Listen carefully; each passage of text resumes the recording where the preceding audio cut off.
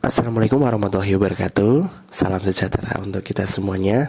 Halo anak-anakku semuanya. Kali ini pertemuan kita sudah masuk pada bab yang keempat ya, pada mata pelajaran IPS kelas 9. Ada yang tahu apa yang akan kita pelajari di bab 4? Yaps, benar, kita akan mempelajari tentang Indonesia dari masa kemerdekaan hingga masa reformasi ya. Tahukah kamu mengapa kita selalu melaksanakan peringatan Hari Kemerdekaan Indonesia 17 Agustus? Ada yang tahu? Ya, betul sekali jawaban kalian. Jadi, kenapa kita melaksanakan Hari Kemerdekaan Indonesia setiap tanggal 17 Agustus adalah sebagai ungkapan rasa syukur kita kepada Tuhan Yang Maha Esa, Allah Subhanahu wa Ta'ala, yang telah memberikan kemerdekaan kepada kita. Selain itu, peringatan ini juga sebagai ungkapan terima kasih kita kepada para pahlawan yang telah mengorbankan harta serta jiwa dan raga mereka untuk kemerdekaan Indonesia. Di hadapannya ketika kalian ikut upacara 17 Agustus, maka ikutilah secara hikmat ya. Jangan malah ngobrol sendiri, harus ikuti dengan hikmat, ambil maknanya, dan nanti implementasikan dengan bentuk perbuatan, yaitu menjadilah calon pemimpin negara yang baik, arif, bijaksana untuk kemaslahatan masyarakat nantinya. Begitu, sehingga tujuan pembelajaran hari ini adalah anak-anak mampu mengidentifikasi perkembangan politik, ekonomi, sosial, budaya di Indonesia pada masa kemerdekaan, demokrasi parlementer, demokrasi terpimpin, orde baru, dan reformasi. Begitu. Nah, bagaimana sih perjalanan menuju proklamasi kemerdekaan? Nah, yang perlu kita pahami adalah menjelang akhir tahun 1945, posisi Jepang dalam perang Asia Pasifik semakin terdesak. Ya, satu demi satu daerah jajahannya jatuh di tangan pasukan sekutu. Untuk menghadapi sekutu, Jepang mencari dukungan kepada bangsa-bangsa yang diduduki dengan memberikan janji kemerdekaan. Nah, pada tanggal 7 September 1944, Perdana Menteri Jenderal Kuniaki Koiso menjanjikan kemerdekaan kepada Indonesia. Janji ini dikemukakan di depan parlemen Jepang dengan tujuan untuk menarik simpati Indonesia. Sebagai pembuktiannya, ia mengizinkan pengibaran bendera merah putih di kantor-kantor, tapi harus berdampingan dengan bendera Jepang. Berdasarkan hal tersebut, akhirnya muncullah persiapan Indonesia dalam menuju proklamasi. Diawali dulu apa? BPUPKI. Begitu. BPUPKI apa perpanjangannya? Yaitu Badan Penyelidik Usaha-Usaha Persiapan Kemerdekaan Indonesia, disingkat BPUPKI. Rapat pertama yaitu tanggal 29 Mei sampai 1 Juni menghasilkan Dasar Negara dan Piagam Jakarta. Tokohnya yang mencetuskan gagasan Dasar Negara siapa saja? Ada yang tahu? Ya, betul, ada Insinyur Soekarno, ada Master Supomo, ada Master Muhammad Yamin. Nah, dan rapat kedua dilaksanakan tanggal 10 sampai 17 Juli 1945 ya, menghasilkan pembukaan UUD sampai batang tubuh secara bulat, ya kan, secara bulat jadi begitu. Setelah hasil BPUPKI ini disahkan, ya kan, akhirnya muncullah yaitu PPKI. Apa kepanjangan PPKI? Yaitu Panitia Persiapan Kemerdekaan Indonesia. Jadi kalau BPUPKI itu adalah menyiapkan apa saja yang dibutuhkan untuk Indonesia merdeka. Ya, jadi apa administrasinya, apa saja. Nah, itu dilaksanakan di BPUPKI ya, dari mulai Dasar Negara yaitu perumusan Pancasila sampai UUD, pembukaan UUD sampai batang tubuhnya ya secara bulat utuh jadi. barulah menuju ke PPKI, yaitu Panitia Persiapan Kemerdekaan Indonesia, yaitu lebih kepada kegiatannya, ya, panitia begitu, lebih kegiatannya. Nah, pada pelaksanaan PPKI ini diketuai oleh Insinyur Soekarno dan wakilnya adalah Mohatta sebagai penasihat, diangkat Mr. Subarjo begitu. Nah, beliau dilantik pengurusannya pada 9 Agustus di Vietnam. Oleh siapa? Oleh Jenderal Terauchi, ya. Nah, akan tetapi ya kan, seperti tadi dasar pembelajaran kita sudah saya sampaikan bahwasanya Jepang itu kan mengalami kekalahan, ya kan, selama beberapa pertempuran di Perang Dunia Kedua. Nah, ternyata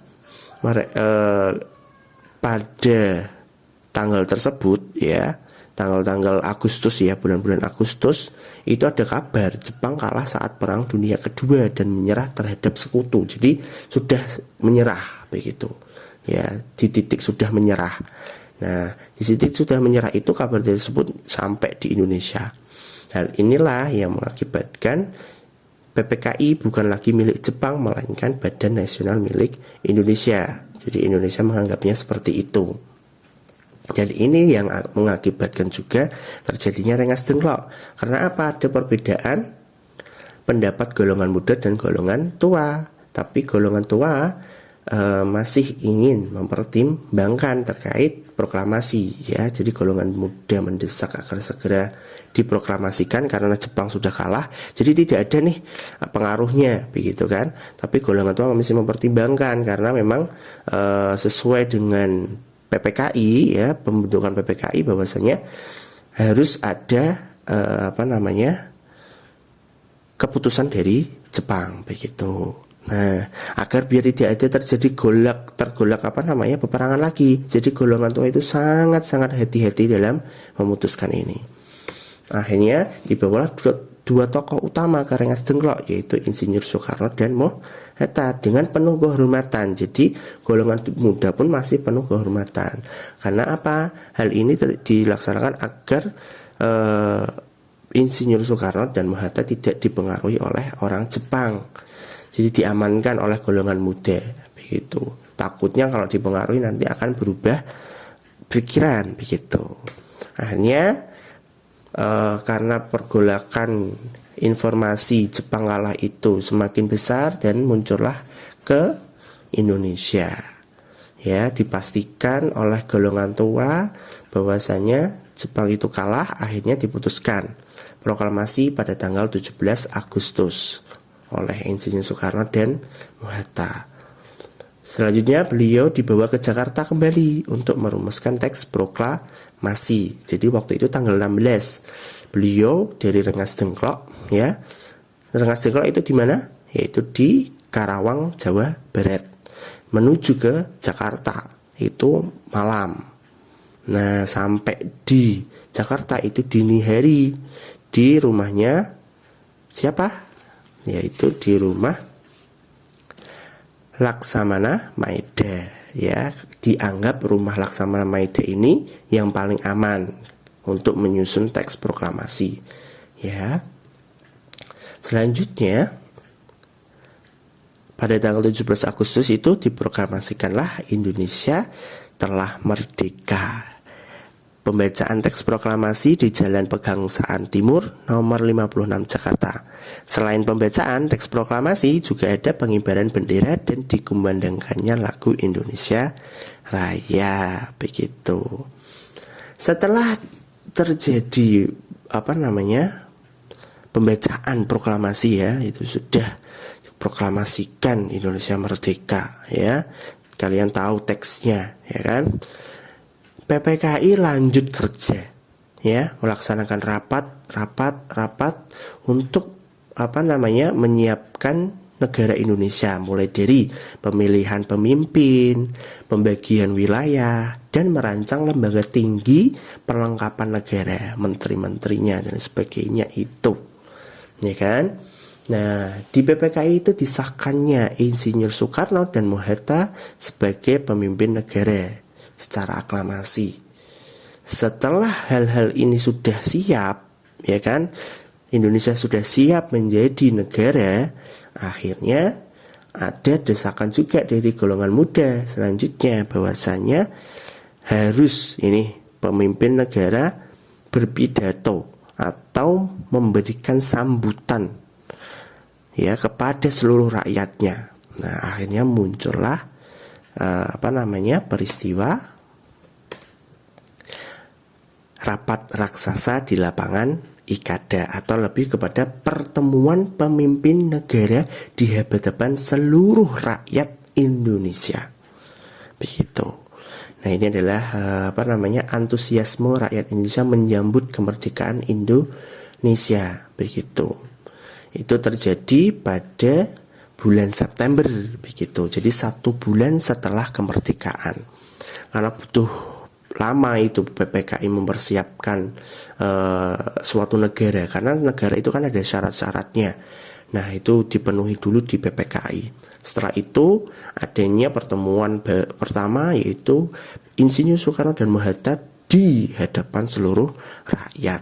Sebenarnya waktu itu sangat-sangat dikhawatirkan akan terjadinya pertumpahan darah lagi, karena dikhawatirkan Jepang nanti tiba-tiba datang, nanti di situ rakyat banyak, nanti pertumpahan darah bisa terjadi. Tapi seluruh keamanan ya sudah digerakkan oleh pemimpin negara, dan alhamdulillah dan syukur Indonesia waktu itu rakyat-rakyatnya diajak kerjasama, bisa pelaksanaan rapat dilaksanakan dengan tertib, aman, dan ketika bubar pun tidak terjadi anarkis.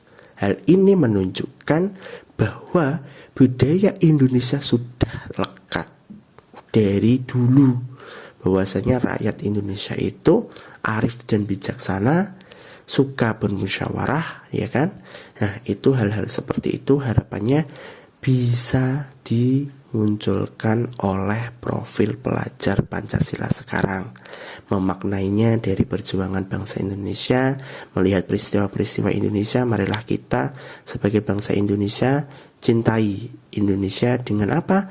Ya, menguri-nguri atau melestarikan budaya-budaya, terus sikap sosial orang Indonesia dulu yang arif bijaksana, penuh dengan pertimbangan, penuh perundingan, musyawarah, mufakat, agar semuanya merasa senang, merasa menyepakati, dan akhirnya menjalankan dengan penuh kebaikan, keikhlasan.